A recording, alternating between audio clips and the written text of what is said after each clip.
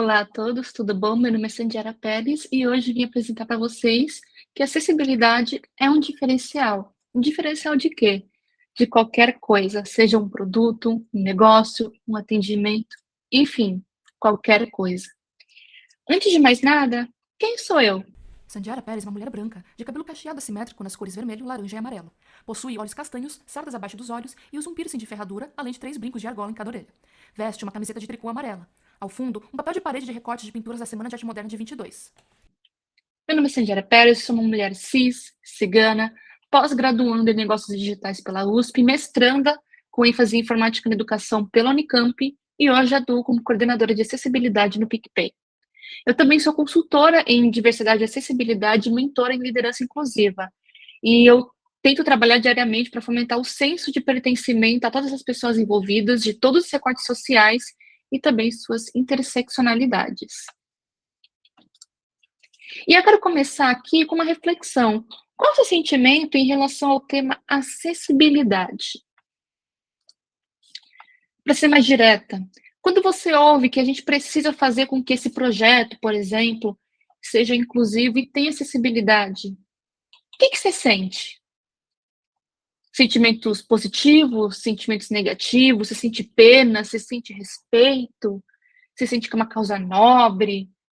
Esses sentimentos podem vir de uma falta de conhecimento e de vieses inconscientes, muitas das vezes.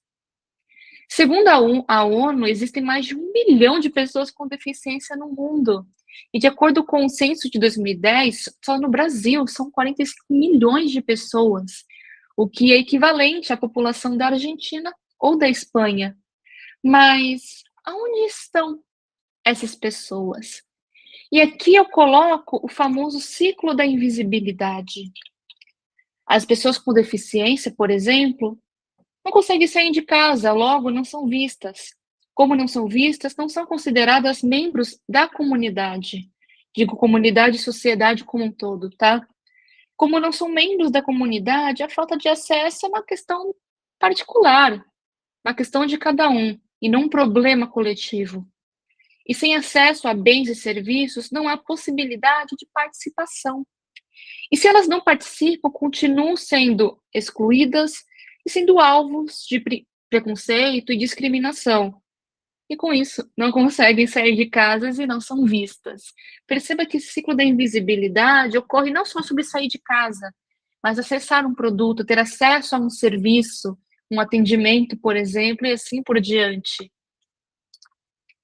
Mas como é que pode, dado que o mercado de pessoas com deficiência, em termos de um poder de compra nos Estados Unidos, por exemplo, é só de 490 bilhões de dólares só nos Estados Unidos. Que esse mercado gera 8 trilhões de dólares por ano, de acordo com a Century, sendo a comunidade que representa a terceira maior potência econômica do mundo.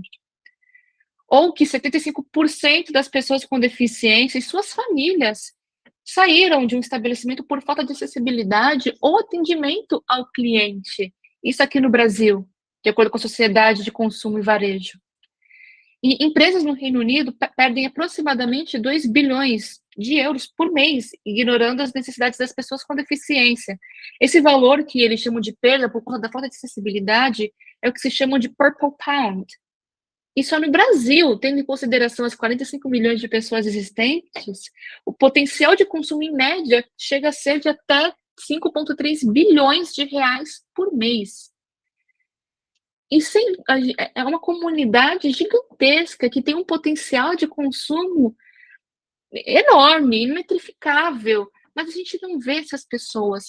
E a gente simplesmente não vê porque a gente encara acessibilidade como caridade. E a gente tem que passar a entender que acessibilidade não é só para pessoas com deficiência, mas também. Espera lá, como assim? Aqui apresento o famoso espectro da persona apresentado pelo time de design inclusivo da Microsoft, que ilustra bem essa questão. Aqui temos os quatro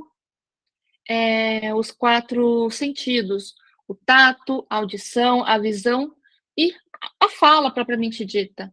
E eles separam isso em 3 categorias estabelecidas pela ONU. as deficiências permanentes, temporárias e situacionais. Vamos pegar, por exemplo, a de tato e traduzir aqui.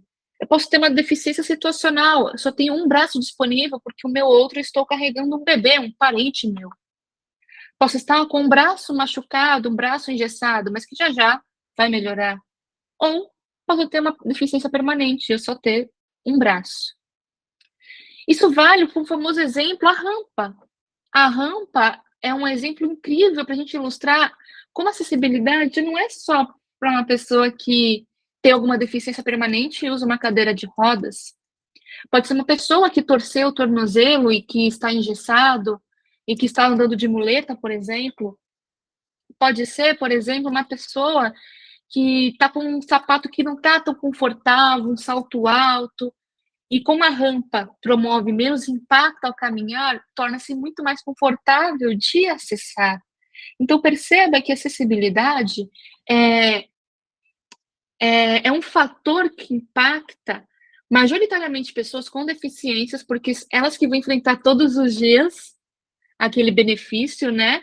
Mas também todas as pessoas em volta delas que vão se encaixar uma hora ou outra em sua vida em algum desses espectros, sejam permanentes até, temporários ou situacionais. Importante também reforçar que pessoas com deficiência, elas não existem sozinhas. Existe toda uma rede que pode ser impactada na hora de definir ou desistir de efetuar uma compra. Existem familiares, amigos, colegas de trabalho, crushes, parceiros, toda uma rede de pessoas que pode ser impactada.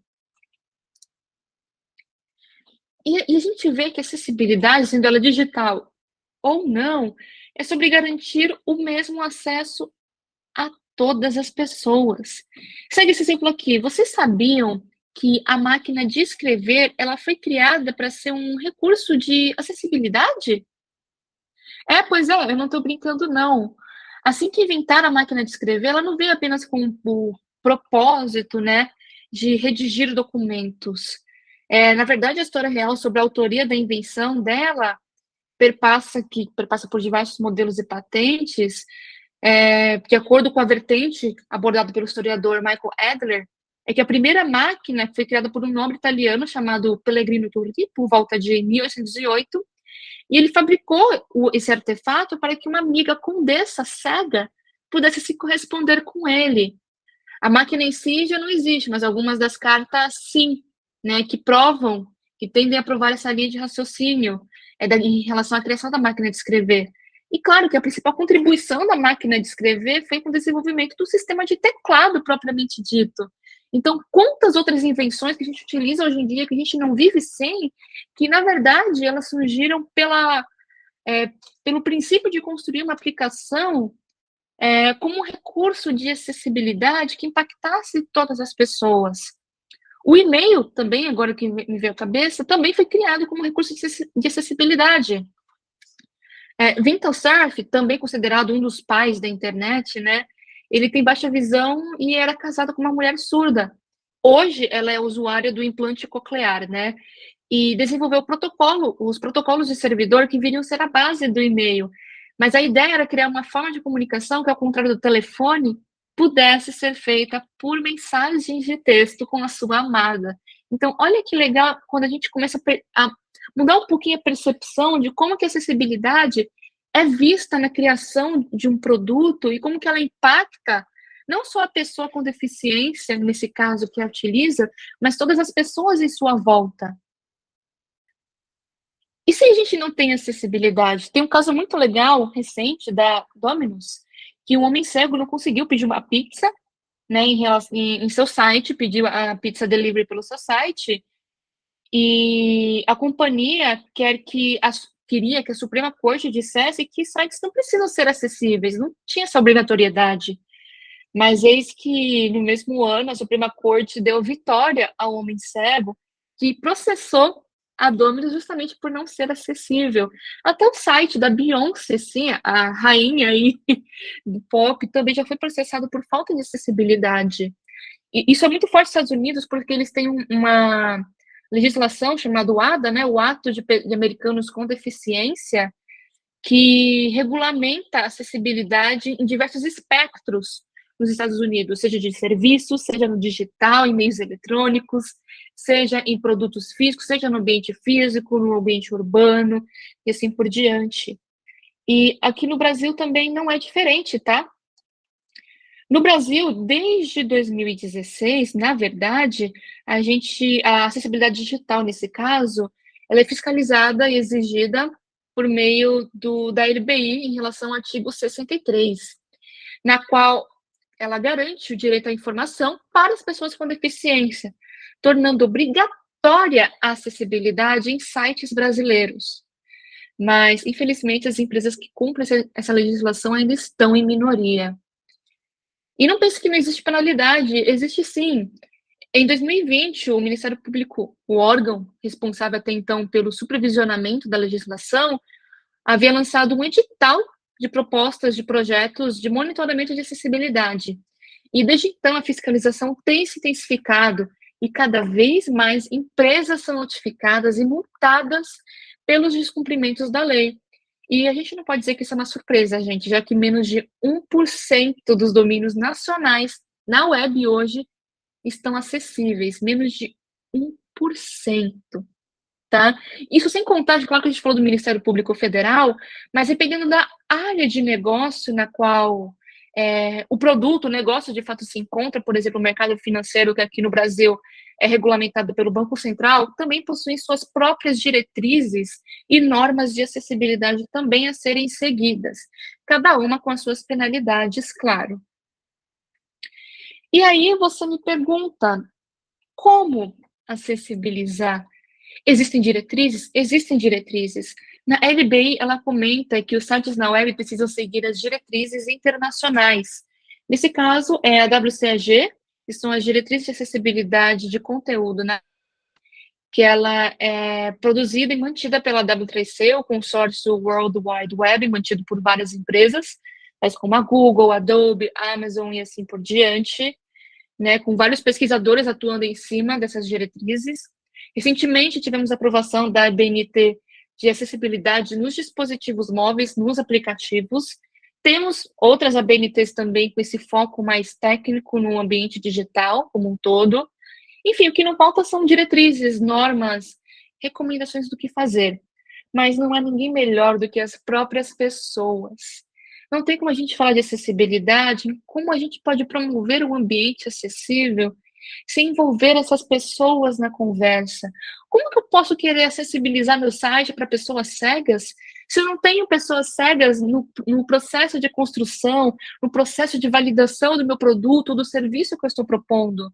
Se eu não tenho pessoas surdas nesse processo, se eu não tenho pessoas com alguma deficiência física, motora, se eu não tenho pessoas com um espectro autista, por exemplo, no processo, a fim de entender se a informação que eu estou colocando, de fato, ela é simples, não é tão pesada cognitivamente. A diversidade, ela é muito além de apenas preencher um bloco, um quadro de funcionários, apenas para estar de acordo com a lei de cotas estabelecidas pelo Ministério do Trabalho. Ela está muito além disso. A diversidade, ela promove uma construção com maior qualidade de produtos e serviços, e além disso, a gente não cai no risco de construir um produto, um serviço que seja, que na verdade não vai agregar em nada àquela população. Um exemplo legal disso é aquele produto Pink Gloves, que fez sucesso no Shark Tank fora aqui do Brasil, e foi um produto criado por dois homens que diziam que entendiam a dor das mulheres, né? E criaram uma luva não biodegradável, tá? Uma luva rosa, para que elas pudessem usar para troca de absorvente, assim como descarte do mesmo. E eu pergunto, eu como mulher, isso é realmente a minha dor? Hoje como mulher? Será que teve mulheres no processo de criação e validação nesse produto para falar, olha, isso não é uma coisa que incomoda a gente, na verdade, a gente não tem nojo de tocar no absorvente, é uma coisa bem normal, mas talvez absorventes menos agressivos, absorventes biodegradáveis, seja uma aposta bem interessante para esse público. Mas não. E olha que o que a falta de envolver as pessoas que de fato vão utilizar um produto ou serviço impacta na criação do mesmo. Diversidade, novamente, não é só cumprir quadro. Diversidade é promover qualidade naquilo que a gente projeta e desenvolve. Então, sim, contratem pessoas com deficiência, contratem pessoas pretas, contratem pessoas de outros gêneros, além do gênero masculino cis, contratem pessoas LGBTQIAP+, contratem pessoas trans, contratem pessoas diferentes das padrões. Contratem pessoas que vocês não veem no seu ambiente de trabalho, e se vocês justamente não veem elas, vocês sabem que é justamente elas que vocês têm que contratar. É só com isso que a gente conseguirá fazer produtos de fato acessíveis. E percebam que é muito mais que uma lei. Para finalizar, apenas com uma breve mensagem, acessibilidade ela é um diferencial, pois eu posso impactar uma gama de pessoas que é difícil de estimar. Mas é como que a gente fala do ecologicamente correto. A gente sabe que eticamente e moralmente é correto, mas hoje encontra-se como uma oportunidade de negócio, porque infelizmente ninguém faz.